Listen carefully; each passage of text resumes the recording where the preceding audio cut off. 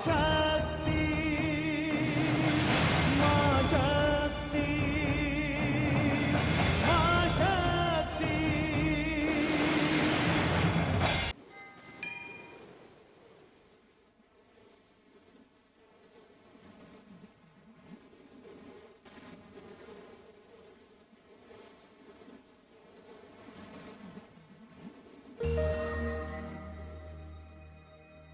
मैं अतीत हूं। मुझे देखकर आप हैरान होंगे कि मैं काल की पुरानी चादर छोड़कर, अपनी सदियों की नींद और खामोशी तोड़कर आपके सामने क्यों आया हूं। मैं ये बताने आया हूं कि मैं अतीत बीत चुका हूं, किंतु समाप्त नहीं हुआ।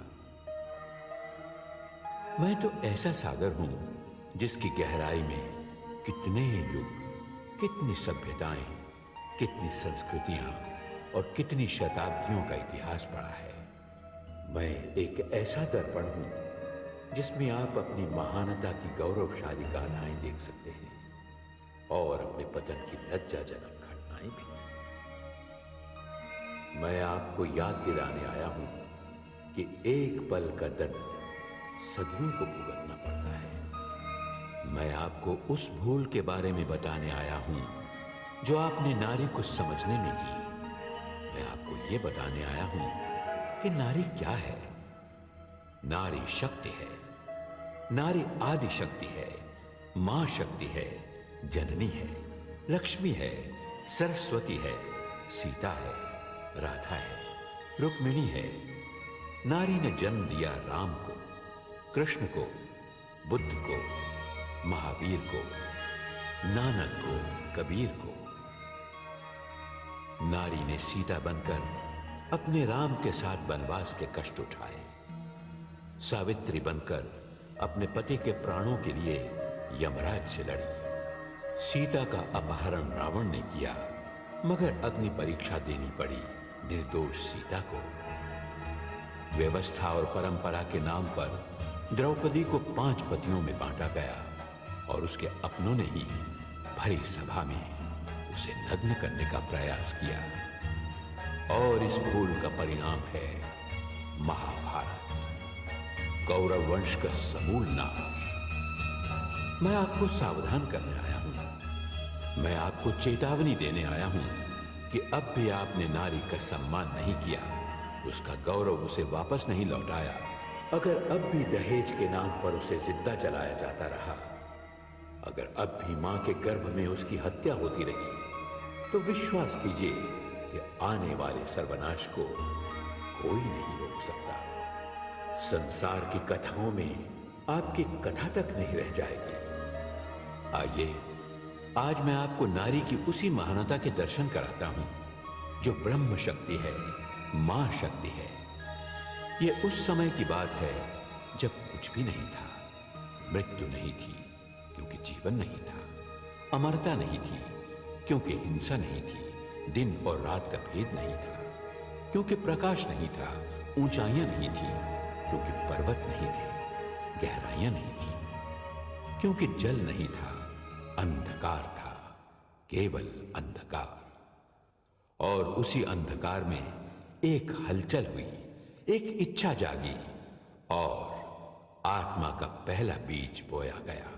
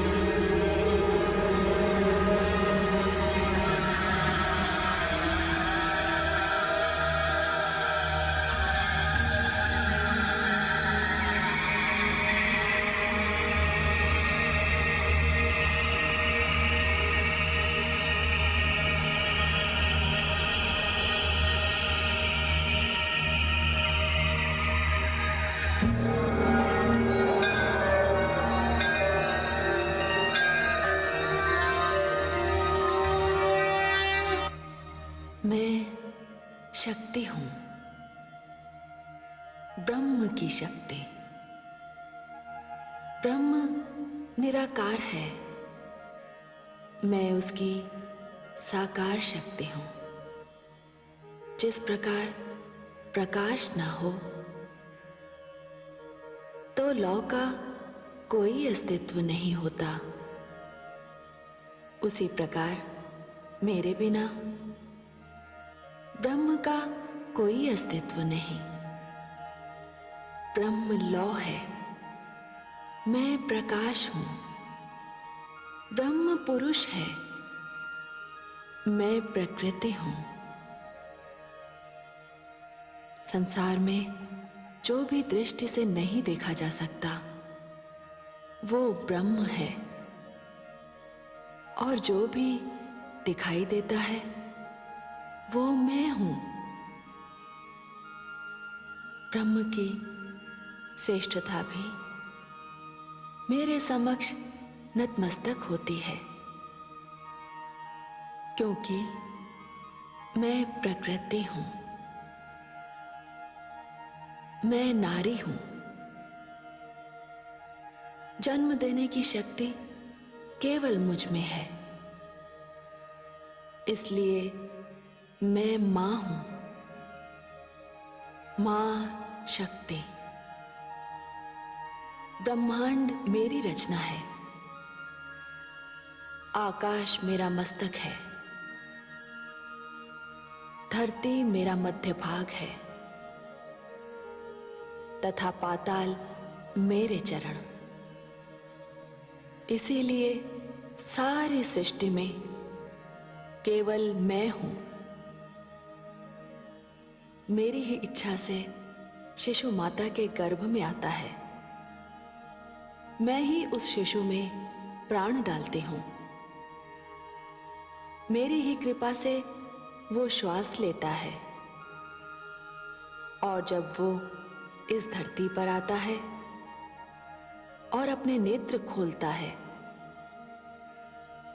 तो देखने की शक्ति भी मैं ही उसे देती हूं,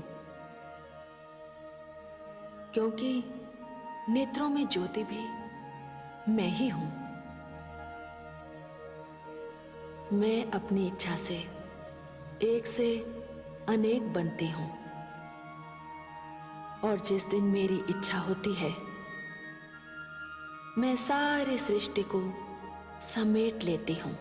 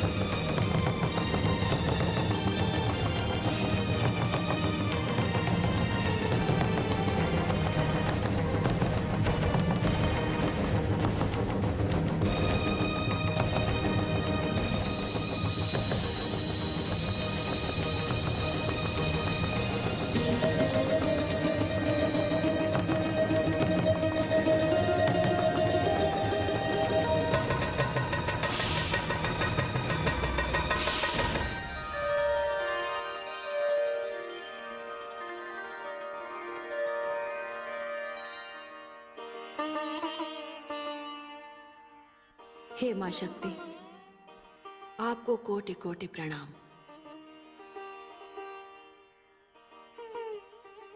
आपने मुझे अस्तित्व दिया, मेरी रचना की, रूप और आकार दिया। अब आप मुझे परिचय भी प्रदान कीजिए। हे कंचन वर्णे, आप महालक्ष्मी हैं। आप ऐश्वर्य, वैभव, धन एवं संपत्ति की देवी हैं। हे आदिशक्ति, मुझे भी बताइए कि मैं कौन हूं, मेरी रचना का कारण क्या है। हे गौरवर्णे, आप महासरस्वती हैं। विद्या, बुद्धि, ज्ञान और कला आपके अधीन है।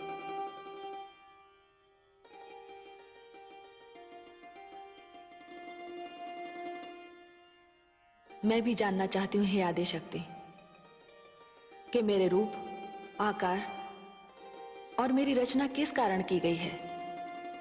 मेरा भी तो कोई परिचय होगा। हे श्यामवर्णे, आप महाकाली हैं। आप बल, शक्ति तथा अस्त्र शस्त्र की स्वामिनी हैं। आप युद्ध और शांति दोनों की देवी हैं।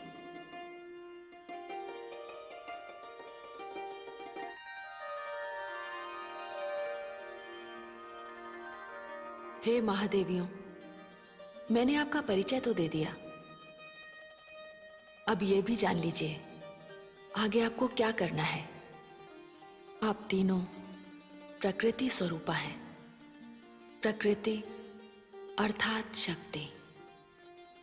ब्रह्म पुरुष है। पुरुष और नारी के सहयोग के बिना सृष्टि की रचना असंभव है। अब आप रचना का कार्य आरंभ कीजिए।